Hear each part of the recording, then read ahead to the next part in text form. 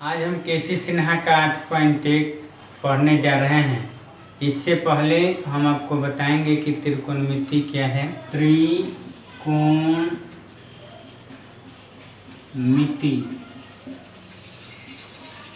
त्रिकोणमिति 3 शब्दों से मिलकर बना है। त्रिकोणमिति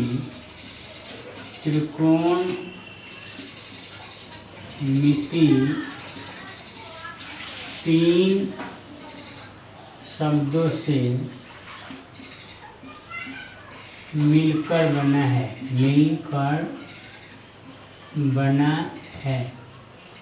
वे 3 शब्द है त्रि मीन्स होगा 3, कोण यानी कोण,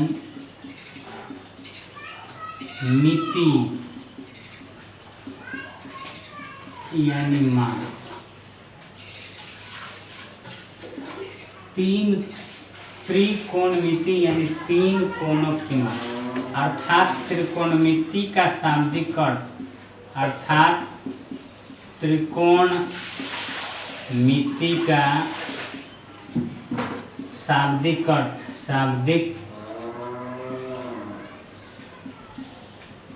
अर्थ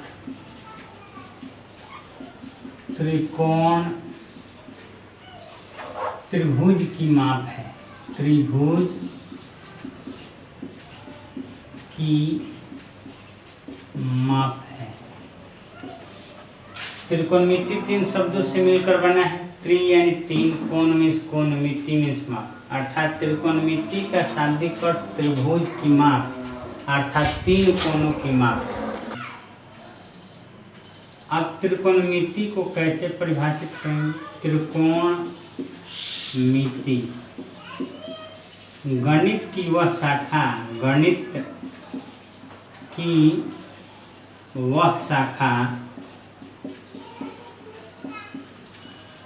जिसमें त्रिभुज की भुजाओं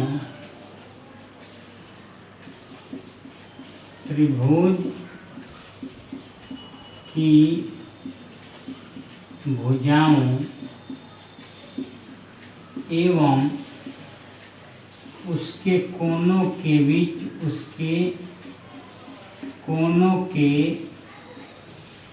बीच गणित की वह शाखा जिसमें त्रिभुज की भुजाओं एवं उसके कोनों के बीच पारस्परिक संबंध का अध्ययन किया जाता है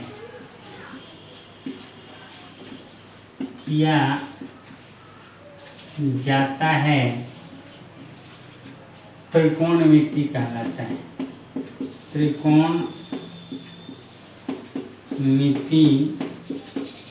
कहलाता है। ऐसा माना जाता है पुराने समय में त्रिकोणमिति का उपयोग पृथ्वी से सूर्य की दूरी, पृथ्वी से तारों की दूरी आदि खगोलीय पिंडों की दूरियों को ज्ञात करने के लिए किया जाता था। त्रिकोणमिति का ज्ञान सबसे पहले मिस्र एवं बेबीलोनिया के लोगों को था, यानी त्रिकोणमिति का प्रादुर्भाव सबसे पहले मिस्र एवं बेबीलोन में ही था। लेकिन उससे पहले भारतीय गणितज्ञ आर्यभट्ट ने त्रिकोणमिति में साइन थीटा का प्रयोग अर्धजाया के रूप में अपनी पुस्तक आर्यभट्टिया में किया था। त्रिकोणमिति में खास करके समकोण त्रिभुज एवं उसके भुजाओं के बीच संबंध स्थापित किया जाता है। तो सबसे पहले देखेंगे कि समकोण त्रिभुज क्या है। समकोण त्रिभुज जिस त्रिभुज का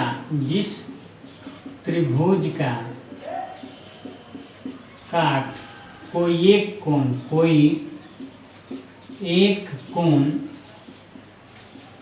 90 डिग्री का हो उसे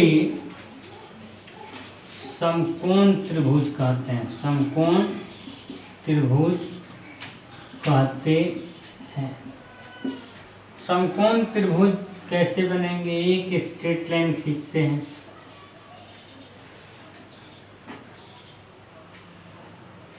एक क्षैतिज और एक ऊर्ध्वाधर रेखा। इसमें कोण जो होगा 90 डिग्री का होगा। ABC एक समकोण त्रिभुज है जिसका कोण भी 90 डिग्री का है। तो शेष दो कोण यानी कोण A और कोण C 90 डिग्री से छोटा होगा यानी न्यून कोण होगा। A और C क्या होगा? न्यून कोण होगा। नोट में लिखेंगे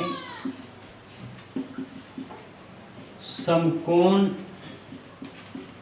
त्रिभुज में कोई दो कोण, कोई समकोण को छोड़कर, समकोण त्रिभुज में समकोण को छोड़कर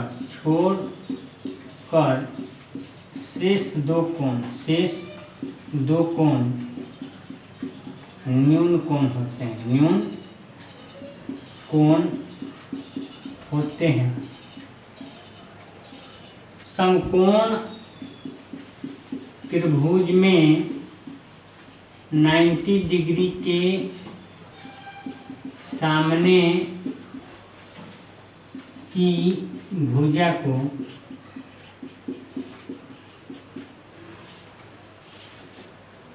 कर्ण कहते हैं, कर्ण कहते हैं, जिसे इंग्लिश में हाइपोटेनियस कहा जाता है, जिसका संकेत H होता है।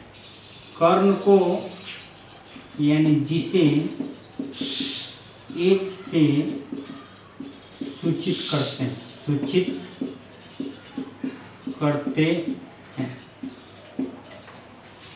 समकोण त्रिभुज में 90 डिग्री यानी 90 के सामने कौन सी भुजा है? AC। AC को क्या कहेंगे? कर्ण।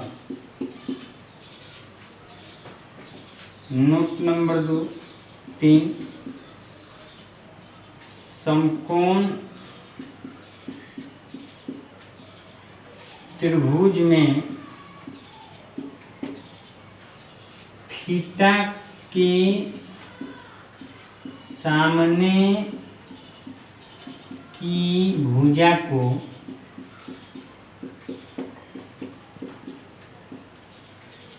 लंब कहते हैं।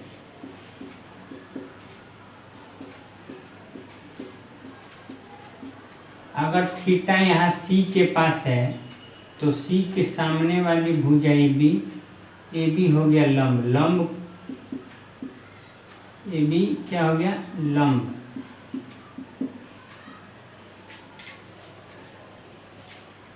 समकोण त्रिभुज में थीटा के सामने वाली भुजा को लंब कहते हैं।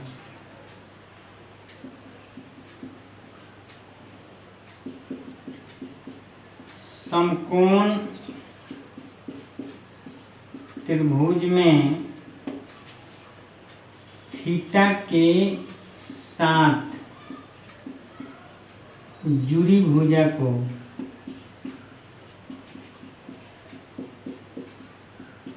आधार कहते हैं।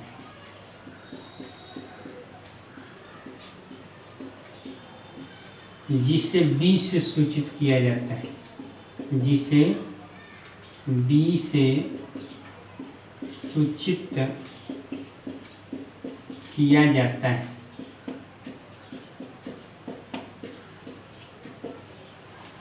क्योंकि इसे बेस कहते हैं। अब यहाँ है समकोण त्रिभुज में 90 डिग्री के सामने की भुजा को कर्ण कहते हैं। समकोण त्रिभुज हो गया ABC, यहाँ 90 डिग्री है तो 90 के सामने क्या है? AC। AC क्या हो गया? कर्ण। दूसरा पॉइंट है समकोण त्रिभुज में थीटा के सामने की भुजा को लंब कहते हैं। यहाँ है थीटा और थीटा के सामने कौन भुजा है? AB। AB को क्या कहेंगे? लंब।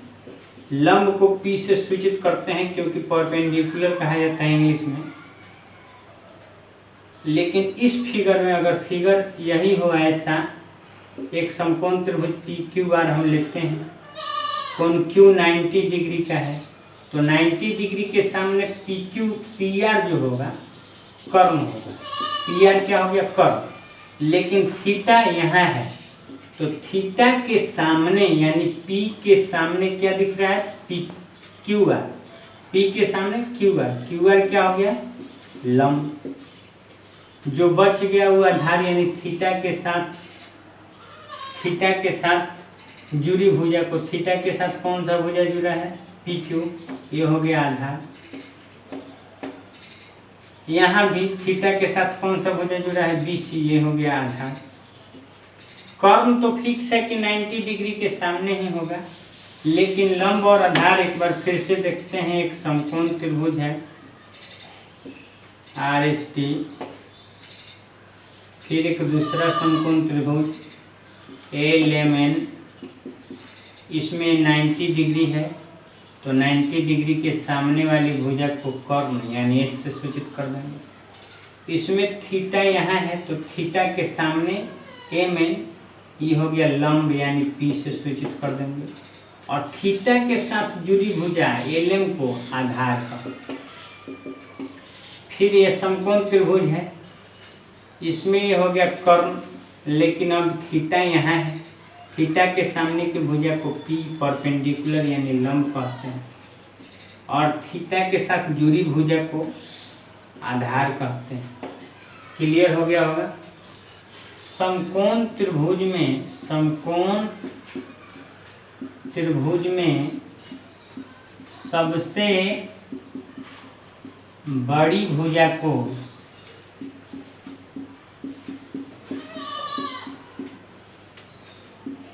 कर्ण कहते हैं।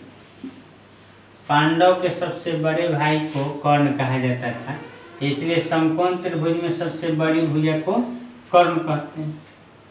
कर्ण का वर्ग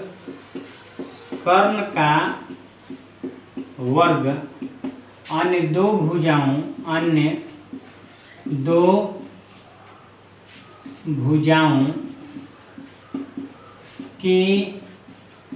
वर्गों के योग के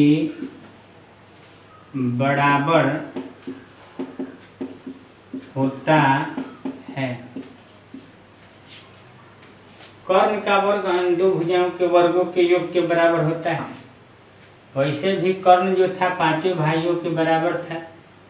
कर्ण का वर्ग अन्य दो भुजाओं के वर्गों के योग के बराबर होता है, यानी कर्ण स्क्वायर, अर्थात कर्ण का वर्ग अन्य दो भुजाओं के वर्गों के योग के बराबर होता है। इस कथन को पाइथागोरस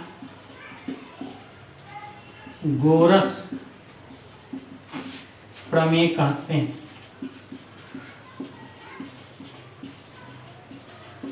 इसके अनुसार यानी अर्थात कर्ण का वर्ग यानी कर्ण का स्क्वायर बराबर अन्य दो भुजा, तो कर्ण को छोड़कर दो भुजा लंब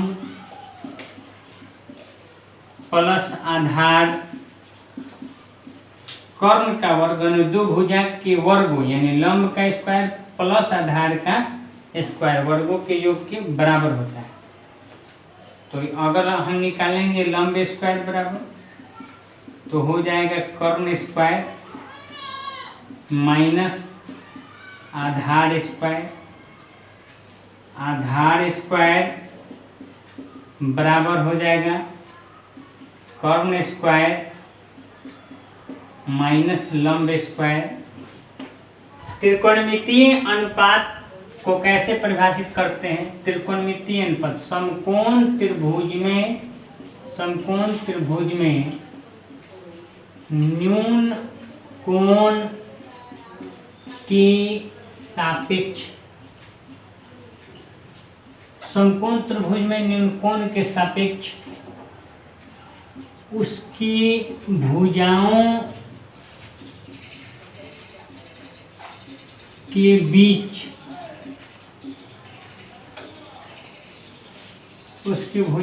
बीच संबंध स्थापित करने वाले अनुपात को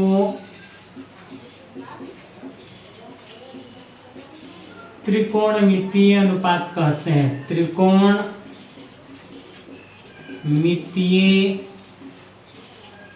अनुपात कहते हैं। समकोण त्रिभुज में न्यून कोण के सापेक्ष उसके भुजाओं के बीच संबंध स्थापित करने वाले अनुपात को त्रिकोणमितीय अनुपात कहते हैं। समकोण त्रिभुज में न्यून कोण के सापेक्ष, तो समकोण त्रिभुज एक ABC बनाते हैं, ABC, जिसमें B 90 डिग्री का है, B के सामने H हो जाएगा। और समकोण त्रिभुज में कह रहा है न्यून कोण के सापेक्ष, तो दो न्यून कोण है तो किसी एक न्यून कोण को लेते हैं। यहाँ थीटा है, इसके सामने वाला P होगा, ये हो गया B।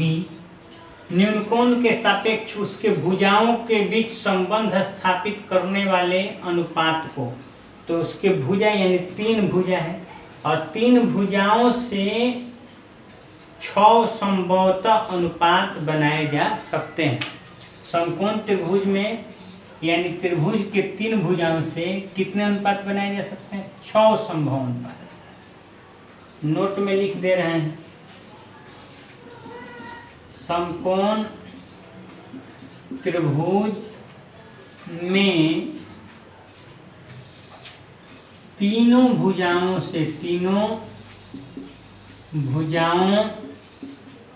से 6 त्रिकोणमितीय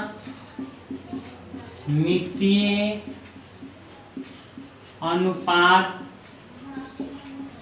बनाए जा सकते हैं।